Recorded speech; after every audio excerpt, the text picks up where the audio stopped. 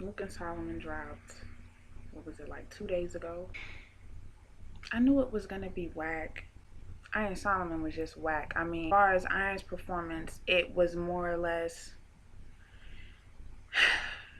It seemed like he was like rapping stuff off his new CD. Like the cadences were very indicative of somebody rapping on top of a beat. Yeah, I just, for the life of me, I couldn't get a whole lot out of it. Murda Mook had on a hoodie vest with spikes on it. I want to know who picked that out for him. I liked Iron's Jordan 4, so I like those 4s. Iron had a lot of stuff as far as Murda Mook's past and stuff like that, and we've heard all that stuff in battles before, so it's an angle that you just get tired of hearing.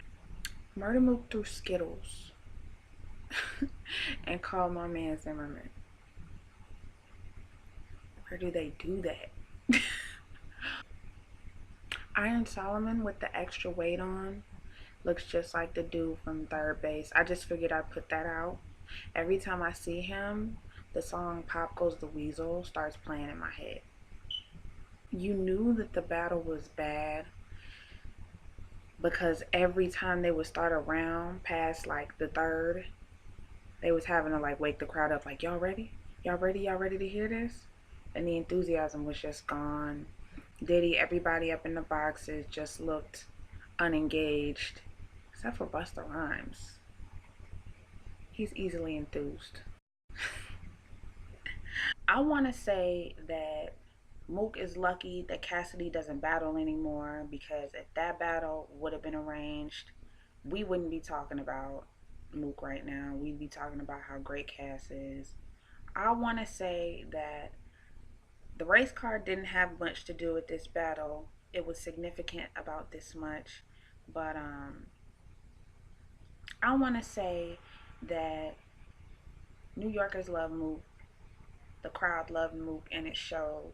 And he got away with a lot of shit. You know what I'm saying? My complaints in the Lux battle pale in comparison to my complaints in this Mook battle. I want to say that legends don't need to come back anymore in battles from now on. I want to say that Smack should have learned from Cannabis not to bring legends back. I want to say that Mook rapping to Diddy was the biggest form of thirst that I've seen lately in a battle. And I want to say that the fact that niggas was walking out of this battle and niggas was having to wake up the crowd and get niggas in the boxes to pay attention just let you know how whack this battle was. All in all, I really didn't give enough of a fuck about this battle to pull out lines that I liked, because there was just so much bad shit in it. First round for both of them were pretty strong first rounds. Delivery wise, presence wise, Mook got that round. As far as punchlines and wordplay, Solomon got that first round. Now, with that being said, that's kind of the way the entire battle went. As far as like what people were doing stylistically, it seemed like Solomon sprinkled more little punchlines and plays on words and things of that nature into his rounds. They weren't crazy, they weren't haymakers, but they were in there. And then Mook's rounds were, I guess if you want to call it grown man bars, if you want to call it real talk, that's what he had in his rounds. I'm gonna go ahead and say it. Mook won this battle. There's no debating that. It's just amazing to me how, you know what I'm saying, Lux and Calico drops, and how amazed we are and impressed we are, and how we're still talking about that battle now. And we're probably going to be talking about that battle for a while, you know, just in the context of what Lux was saying and what he did. And then you have this battle drop, and no one wants to admit how whack Mook was.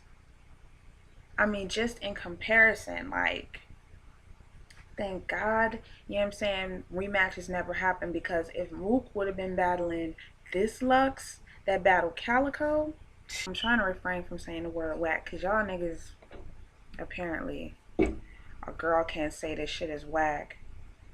You know what I'm saying? Last I checked, this was all opinion based, but whatever.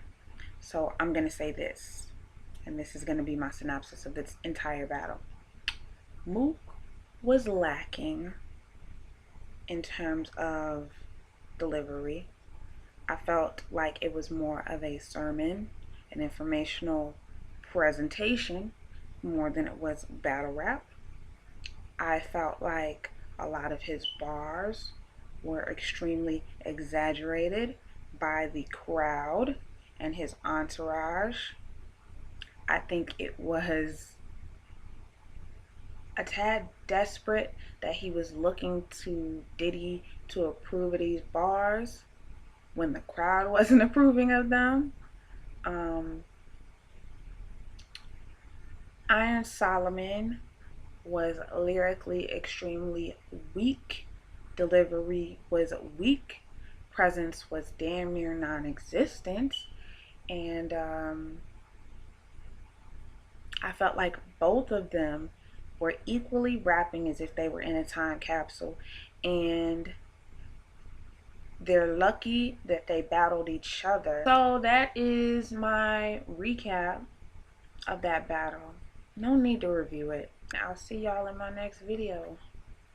Peace. How can my energy be fucking up for some shit that was so weak?